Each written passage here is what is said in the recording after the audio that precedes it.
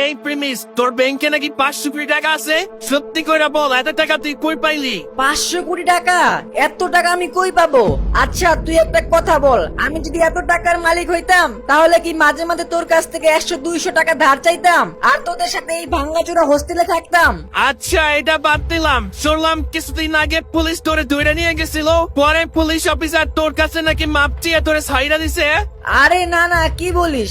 আমি তো পুলিশের কাছে মাপ চাইয়া ওইখান থেকে কোন রকমের সুইটা আসছি। কে আমার নামে এই মিথ্যা কথা ছড়াইতাছে? প্রিমিস তার আসল পরিচয় কোনোভাবেই প্রকাশ করতে চায় না। প্রিমিস এত বড়লোক হওয়া সত্ত্বেও সে গরিবের মতো থাকতে পছন্দ করে।